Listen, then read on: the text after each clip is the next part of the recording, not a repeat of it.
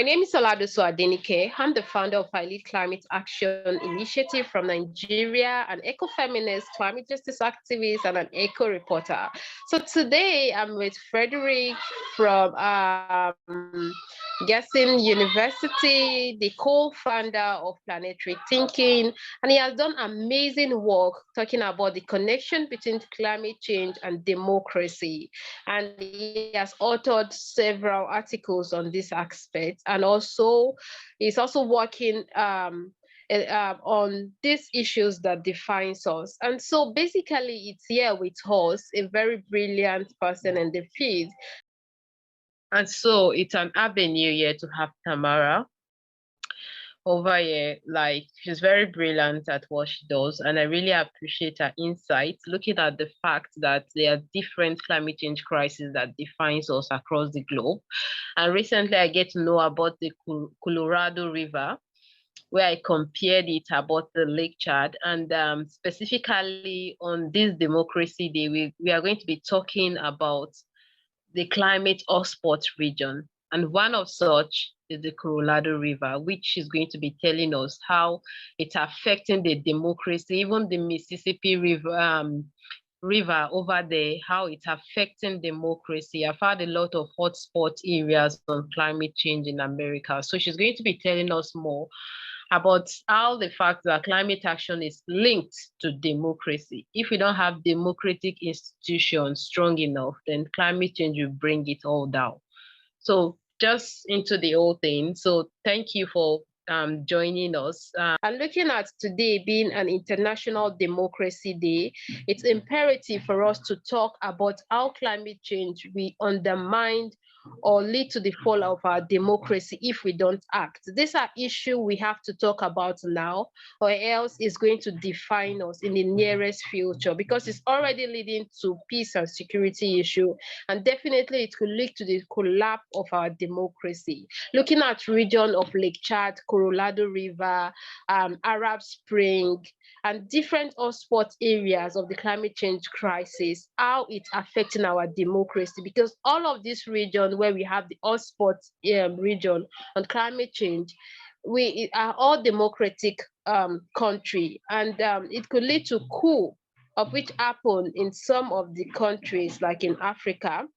And it could also lead to the fall of our diversity, for like Nigeria, that we have different ethnic group and the rest. And so it could affect our diversity. So now it's going to be telling us straight about what we need to know about the interlink between climate change and democracy before we dive into the question of today. Thank you.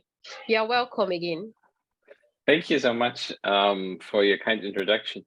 I'm very happy to be here and to speak to you about democracy and climate change, because I think since the last time we spoke, and also since I started working on the topic, it became more and more clear that we have not only worldwide declining democracies. So you see in very different countries that we have particularly more authoritarian, more right-wing particular movements coming into government, be it Brazil or, for example, it was Trump in the US. And you see that often when democracy is then, on the decline, also climate politics are on the decline. So you can see that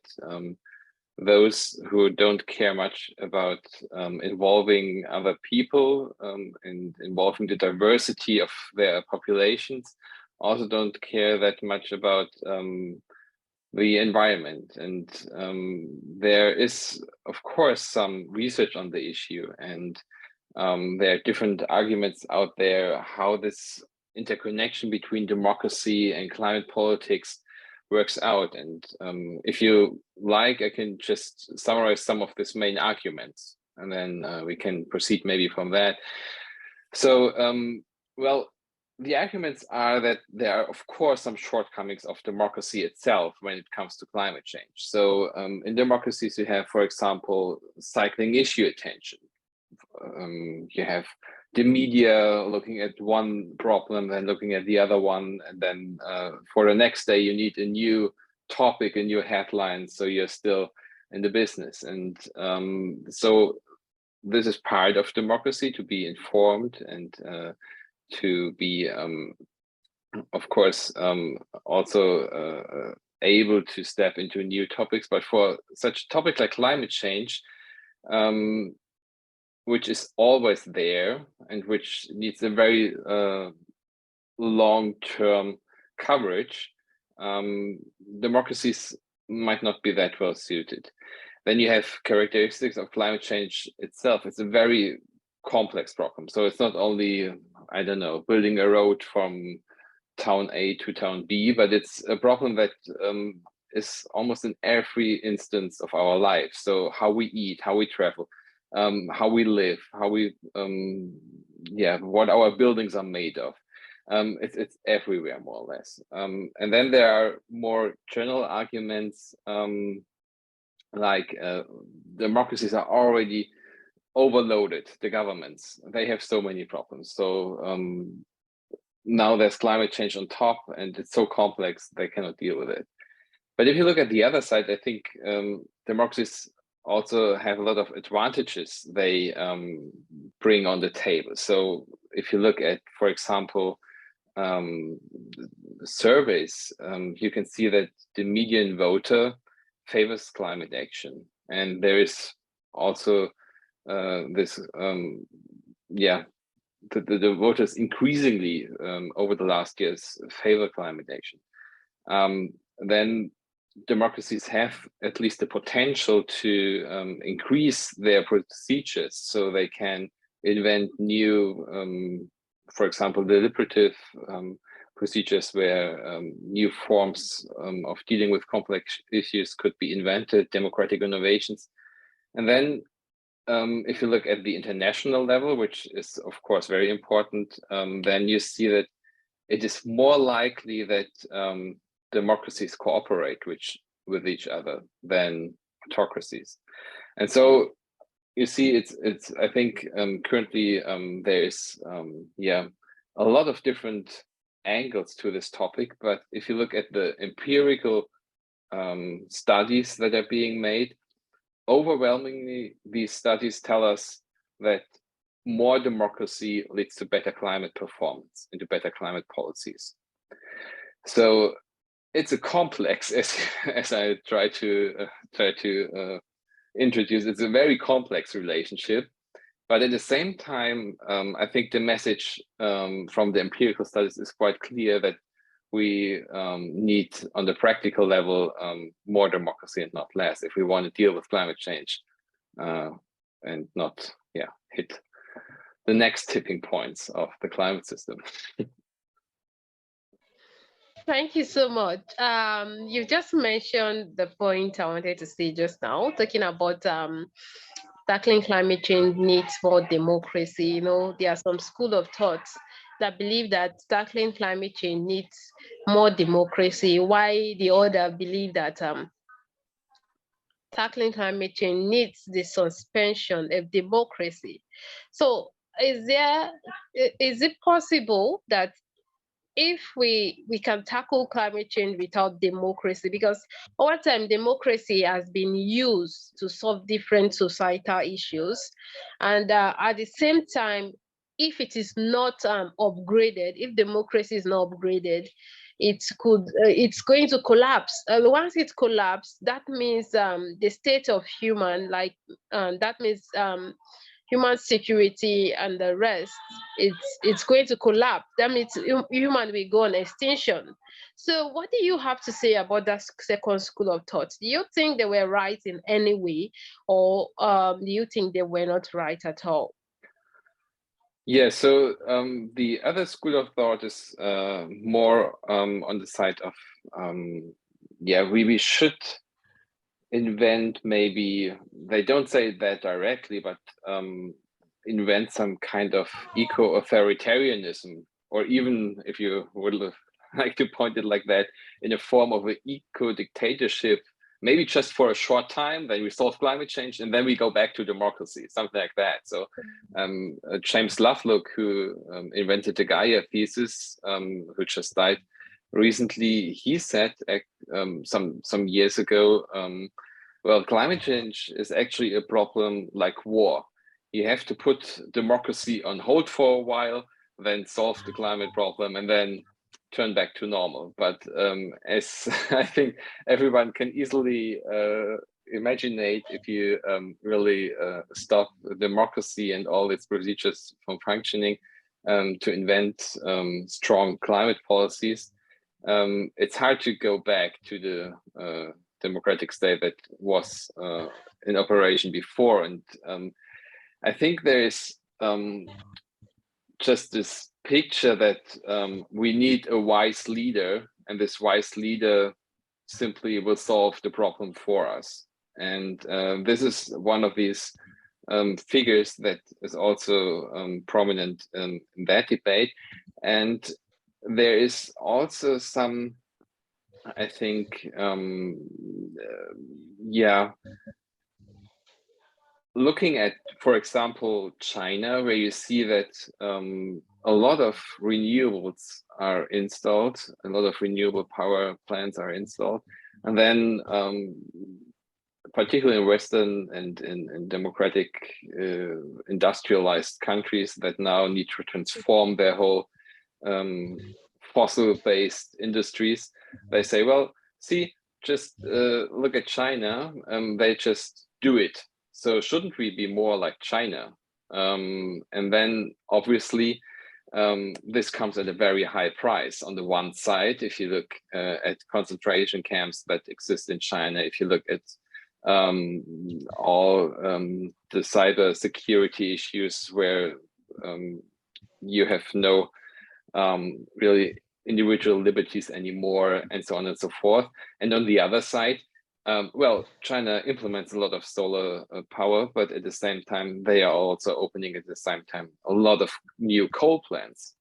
And so it's not that clear picture, but I think what's transported from there, from some people, is that well, they simply do it, so let's do it like them.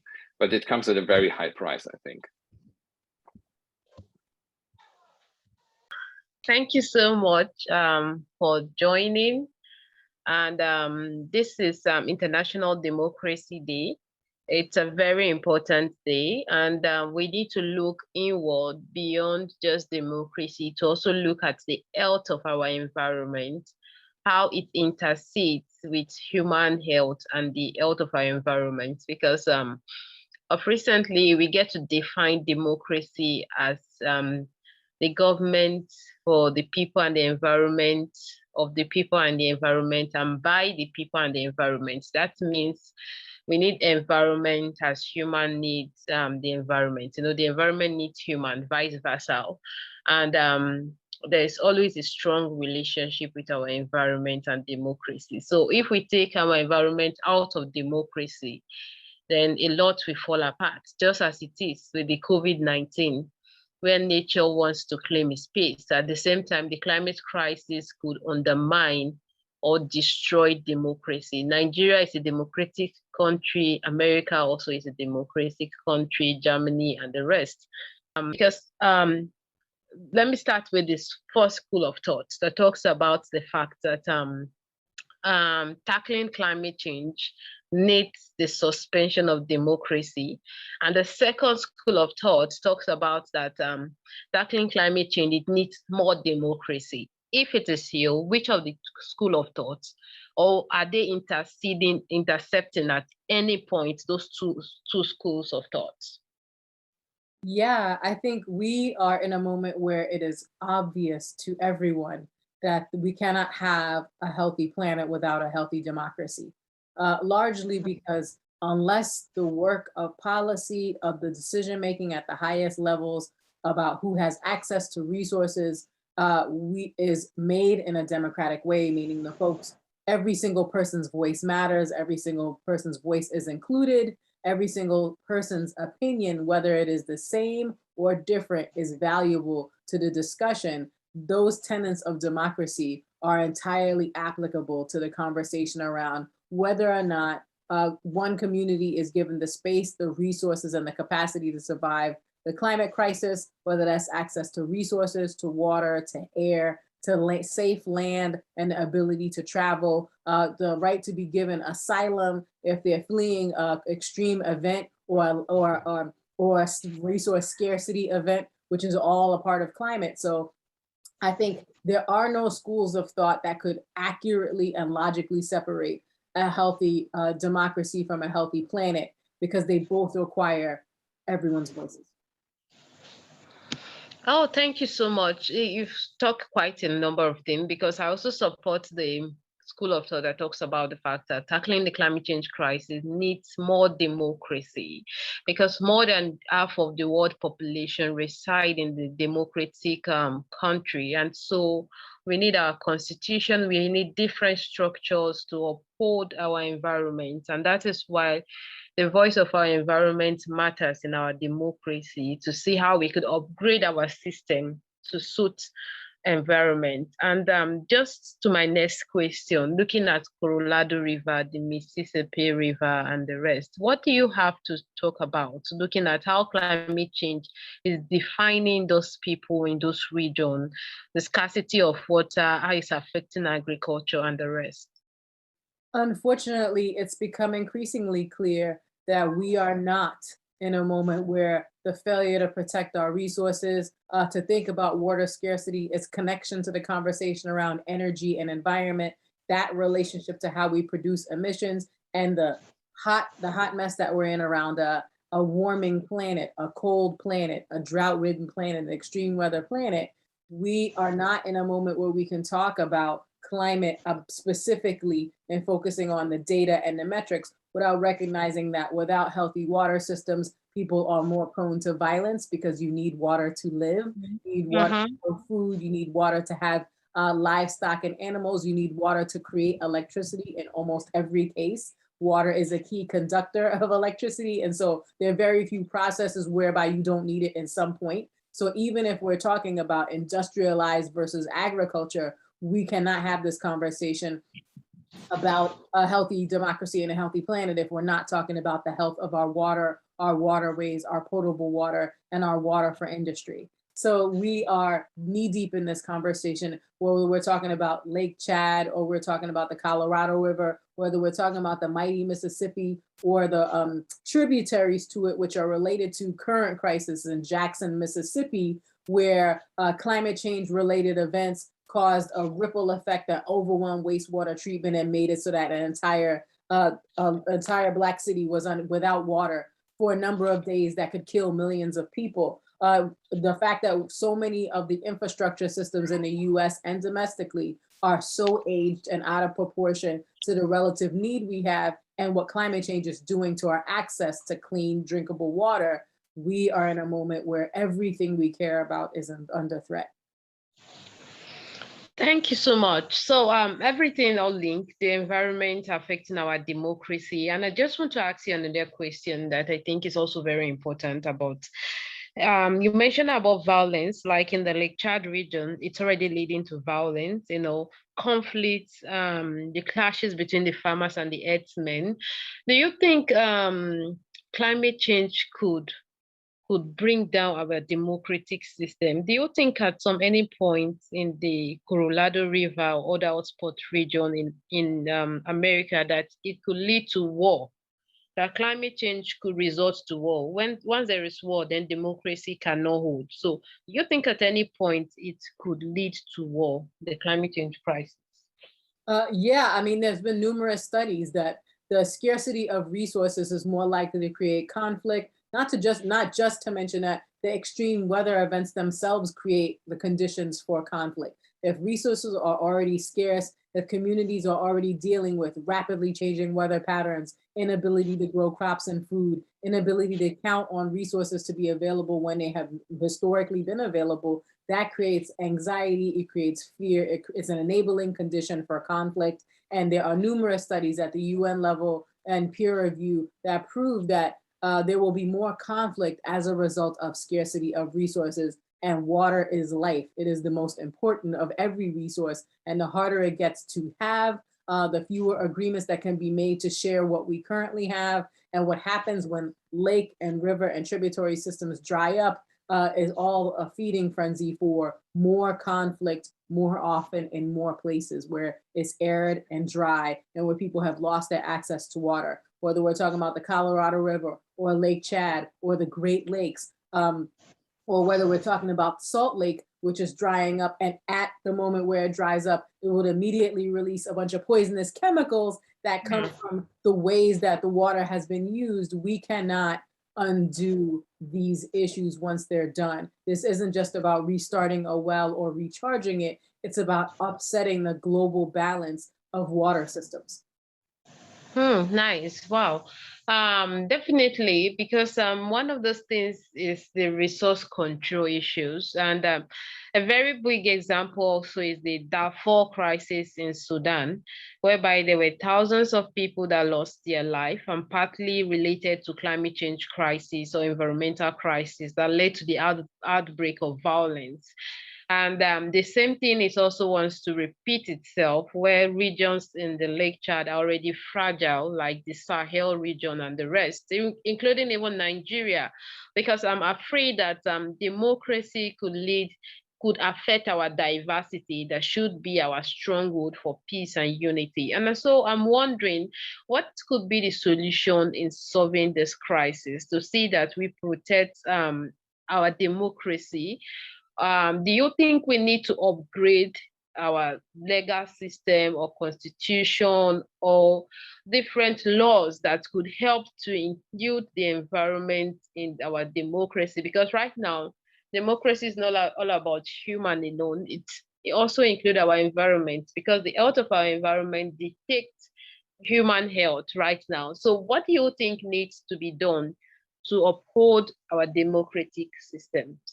Well, I'll say that in many countries outside of the US, the environment is either seen as a person or is protected by legal rights as a fundamental issue of access for folks. So there are many constitutions that already exist, which already grant people a right to have unfettered access to a clean and healthy environment. The US is far behind in this conversation. There is an environmental rights amendment movement happening across the US, across several states, where people are trying to make it a right to have a health access to the environment, just so that people's future interests can be protected. Because as we've discussed, without a healthy democracy, a healthy planet becomes impossible, because there are no means by which we can come to painful compromises as climate change continues to change our view of resources. As the summers get hotter, these are the coolest summers that there will ever be based on the global average and mean temperatures. This will already upset the balance of air quality, of water quality, of systems that we rely on to grow our food, to make our decisions about where we're going to live and where it is safe, where it will be safe for folks to have managed retreat. So it is entirely a rights-based discussion in the global context and increasingly in the US. The other thing we have to really be thoughtful about is that because climate change is already happening to the global South and the US South, we're in a moment where the concept of climate refugees, or people who are being forced to move because of fire and flood and drought, and really being forced to change their location and their geography, we have to create a legal environment where you're not criminalized because your home, your lands, and your livelihood have been threatened by climate change. So we have a lot of work to do at the global level. We have a lot of work to do at the level of global governance. We have a lot of work to do at the local level, and from city to city, state to state, municipalities. We really need to be thoughtful about people's right to flee for safety and not turn them into criminals as climate change changes our context. Yeah, sure. So definitely, and narrowing it down to our demands, looking at phasing out fossil fuel, and also the loss and damage fund or climate reparation. I also think it's also part of democratic building a strong democratic structure, because loss and damage is already affecting our capacity to adapt to the climate change crisis, leading to fragility and the rest. So I want you to really talk about this issue of the fossil fuel, the climate reparation, how it could help to uphold our democratic structure if we could get that aspect. Yeah. Right.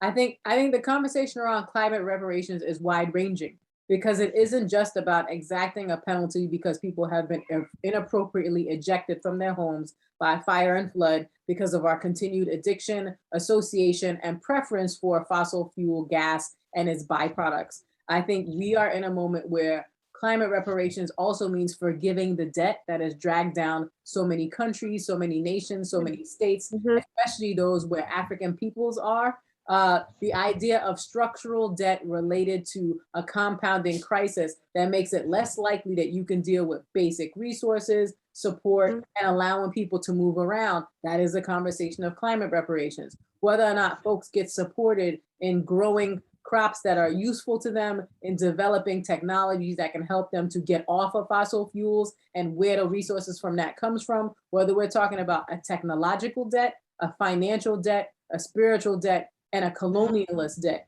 we are talking about climate reparations and setting up a global mechanism for loss and damage to respond to what climate change is doing to communities across the globe is a global North and global South conversation, where the North has to divest itself of the opinion that what we do does not affect the rest of the world.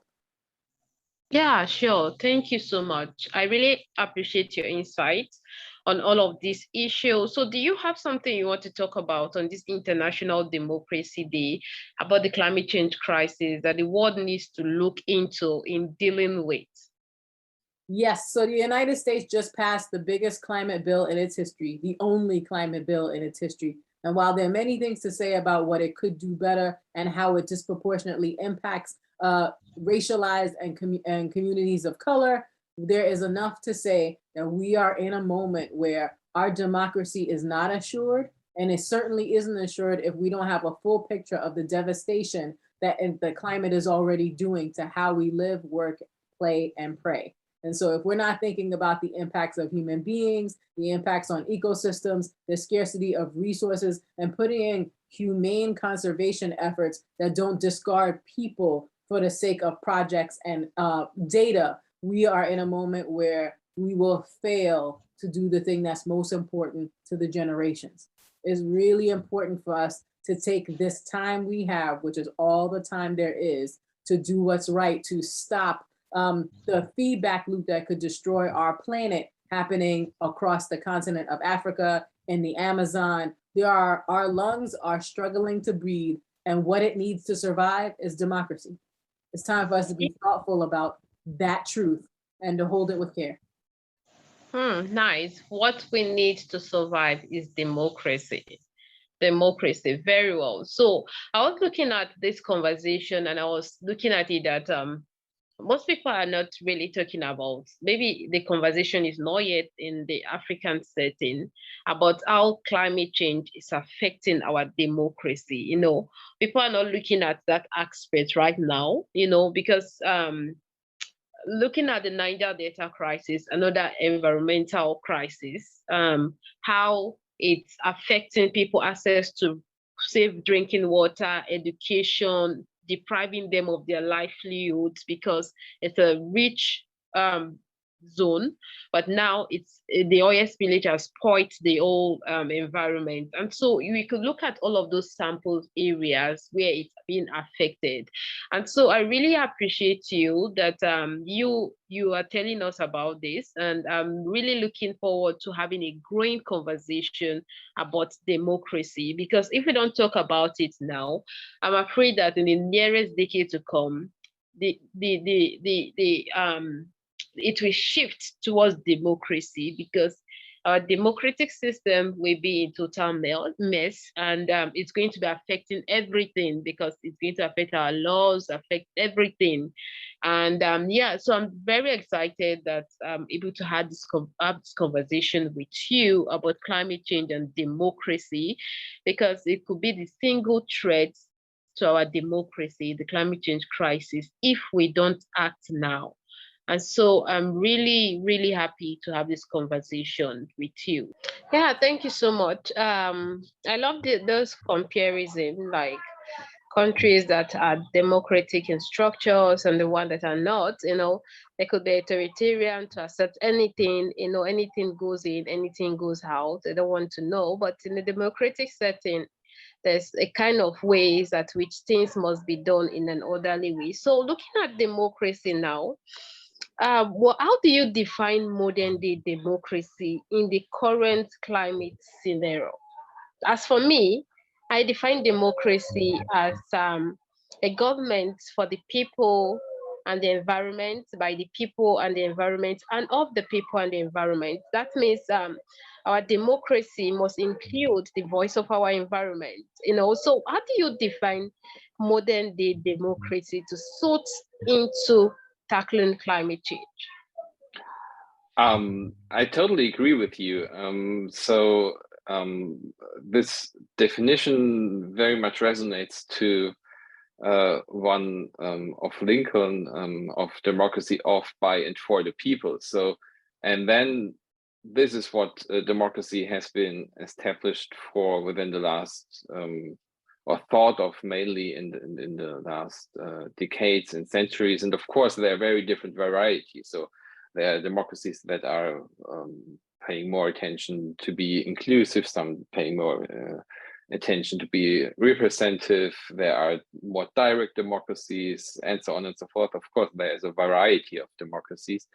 But what all these democracies didn't have as, so to say, a foundational aspect in their constitutions when they were founded is what you also mentioned, that also the planet, flora and fauna and the nature should also be part of all this. So if we add to this classical definition, not only of, for, and by the people, but also the planet, then I think this could really be a game changer. Because if you look, for example, we have democracy indexes, right? So they try to measure the quality of a democracy over time, and they have different indicators. And if you see when there is really a step change in the level of democracy, then this was, for example, when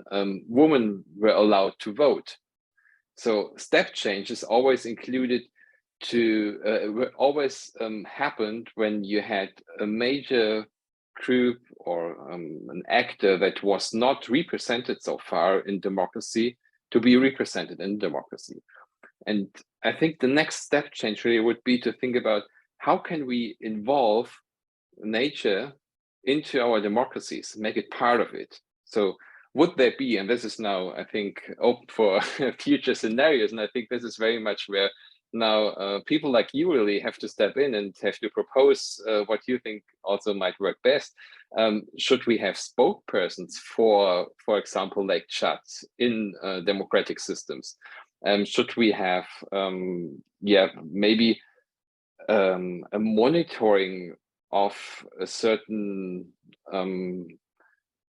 region like Chad, where you have measurements of the water quality, you have measurements of how the crops are growing, you have a lot of different things, and this feeds somehow into the democratic process. I don't know how, or is there any different and other solution? Should future persons be involved in this, and maybe a future Lake Chad situation represented and become part of the democratic process?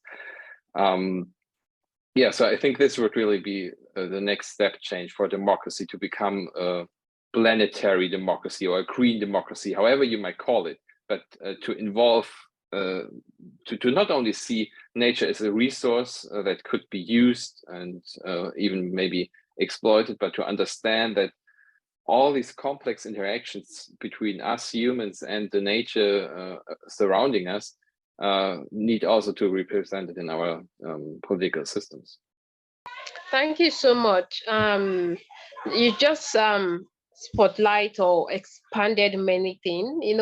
Way then, before when there was democracy, women were not voting, but women started voting and it improved the democratic process.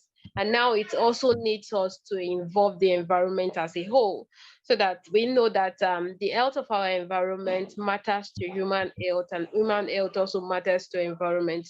That means we have a direct relationship with our environment. And I want to ask about women and girls, talking about the fact that they are able to vote, to decide, to also be able to use their power to decide, to make decision, global decision. And looking at that fact that women are connected to their environment. And so in today, women are bearing the brunt of the climate change crisis. So invariably, if we have the environment as part of our democracy, it means women's rights will be improved, in the sense that women will, it will lessen or reduce, or women will no longer be vulnerable to the climate change crisis, because they trek distance to get cooking water. In fact, I came across a figure that talks about that globally, women spend 200 million hours in a day trying to source drinking water, firewood, and the rest. And all of these affect environmental protection efforts from the women angle, and the ability to contribute their indigenous knowledge fully in driving climate action. So what do you talk about it in that aspect of democracy, climate change, and women? Yes, I think you already explained this connection in a way that I couldn't add so much more. But what we see is, of course, and there are many studies, that women are much more affected by the effects of climate change because they exactly have all these roles in many societies around the world, where they have to walk very far distances, as you told, and where they are responsible for feeding their families and so on and so forth, where you can see that in these scenarios, in these studies, that if climate change gets worse, it will particularly hit harder women. And if we now, as you explained, as I said, I think there is not so much, you're even more an expert on these topics than I am, I think. But if we now really manage to include the environment in our democracies, this would, of course, support also, I think, this topic much more. Yeah. Thank you so much. So, as a way forward, what are the solutions that we could use? What are the solutions that exist that could help to improve our democracy today under this climate change crisis, that could help us to tackle the climate change crisis? And looking at the US passing a strong bill on democracy, that was last month, and looking at countries around the world, maybe in the hotspot region, looking at Arab Spring, Colorado, Lake Chad. And to some extent, I think women, I think to some extent, in some country, they're already using their rivers as entity, representing entity, speaking for them, and the rest. So what do you think are the solution in driving green democracy or sustainable democracy?